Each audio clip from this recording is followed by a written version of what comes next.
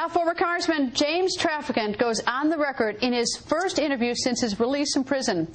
Now, 8 days ago, he walked out of a federal prison after serving a 7-year sentence for bribery and racketeering.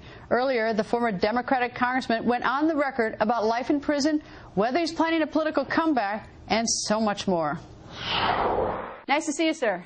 I'm glad to be here. Good to see you again. But to tell you the truth, Greta, I'm glad to be anywhere. Besides well, prison, for one. I come from 7 years up at Rochester. I want to say hello to Dre Maddox and Freddie McKnight and all of those guys up there. A lot of good guys I met. They're sort of like family in a way. It's a different experience. So you made friends in prison? Absolutely. You know, Nelson Mandela made a statement. He said, if you really want to know the truth about a nation, you've got to go through their prisons. And believe me, he's right. And I learned an awful lot about America going through the prisons. Before we get to prison and all about America, I have to ask you the headline question. Ready?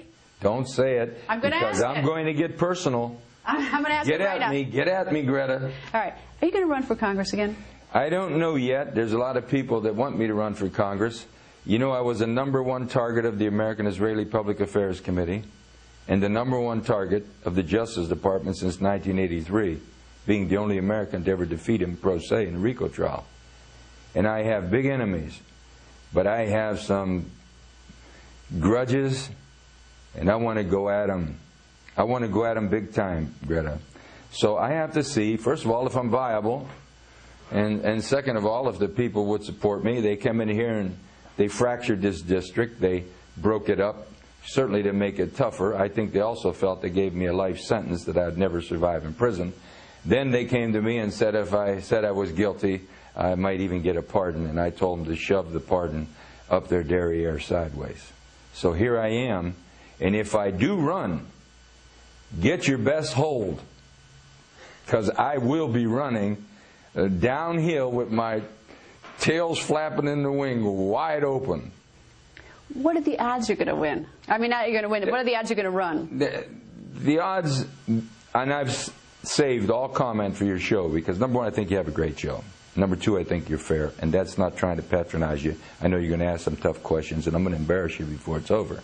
But I would say at this point it's 50-50, and I have a lot of people that are encouraging me to run because there's so many disenfranchised people, so many, especially in this area. And one of the concerns I have as I come home to is we have Delphi here, the salaried workers, that were completely cut out and lost their pension benefits. It's going to be almost a $250 million impact to this general community. And when you look at it nationally, Dayton, Ohio is going to be hit real hard.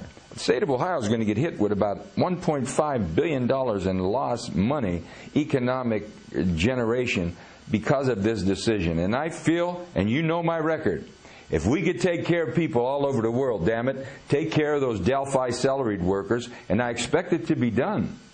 I mean, I'm on your show here asking you and asking America to look at this plight. Because we have here 9,500 workers. They're going to lose their pension benefits. They're going to have to pay for their hospitalization benefits. It's an immediate out-of-cost pocket of $50 million with a contributing factor of a multiplication of 2 for the general metropolitan area of $250 million impact on an economy that lost steel mills years ago and has been left behind. All right. Grudges. Can't have it. Can't have it. I said, you said you had some grudges. Who are your grudges against? Well, #1, and my wife constantly reminds me to tone down. I brought that guy back from Israel, John Demjanjuk. It was my Freedom of Information Act which proved not only that he was innocent, but who Ivan really was. The case was so sensitive, members of Congress would say, Jim, I love you, but please don't involve me. I sent my evidence to the 6th Circuit Court in Cincinnati. They wouldn't accept it. I finally sent it over to Israel, to the Israeli Supreme Court, and they called me over there, and I went with the family. I did a live interview, satellite, with Brian Gumbel, and I said, when they put this innocent man to death, they're going to lose $15 to $20 billion every year they get from the American taxpayers. And Brian Gumbel says, what are you talking about? They only get $3 billion. And I said, Brian, that's only the foreign aid bill. Look at all the other trade compacts, economic assistance, military assistance. I'm saying this to you right now. Israel gets approximately $15 billion a year from the American taxpayers. That $15 billion is $30,000 for every man, woman, and child. And people in my district are losing their pension benefits. So I was targeted big time. By the Israelis. The Israeli Supreme Court looked at the evidence, could not refute it. And it came from the Justice Department, Greta. And they said, take him home. I brought him home, and he was bombarded ever since. Home to Ohio. Now he's in Germany fighting for his life. Now let me say this. Prosecutor Moskowitz of the OSI Office of the United States Justice Department suborned perjury with Otto Horn. The documents clearly state who Ivan the Terrible was, a man named Ivan Marchenko, not Demanyuk. And they had to release him. And now they can't live with it. They couldn't live with Jim Traficant, having beaten him in 1983. I was a walking symbol of defiance. And now they have this man in Germany. And if someone doesn't look into this, the American people should be ashamed of themselves. When you allow one American to be violated, you threaten the freedoms of every American. And I can't understand this, why no one in Congress is raising their voice. And the reason is very simple. And this may be you don't want to hear. I don't know. And I certainly don't want to hurt you on your show. You have one of the best. You're fair. But I believe that Israel has a powerful stranglehold on the American government.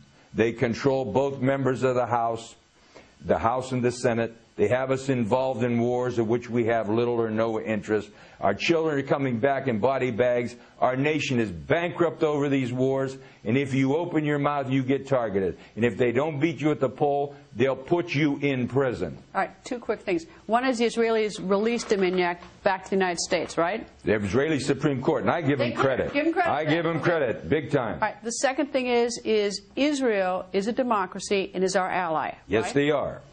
So you have no... And they should be our ally. Okay. They are our friend over in that troubled part of the world. So explain to me what you see as, why you target or why you have a grudge against the Israelis. The grudge is not necessarily a grudge. It's an objective assessment that no one will have the courage to speak about. They're controlling much of our foreign policy.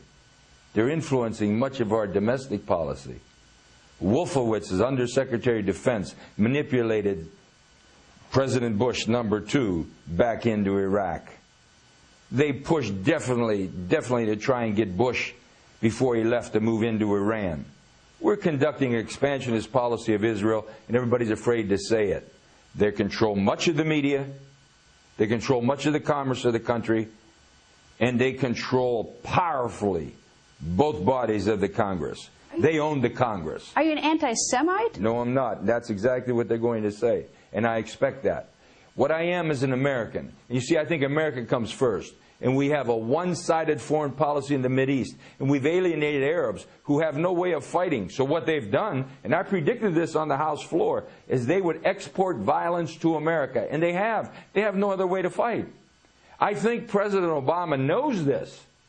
I think he sees this. I think he wants to do something. I think his hands are tied. And I think he's dancing between the raindrops, trying to figure how I can politically machinate some scenario to mitigate these problems.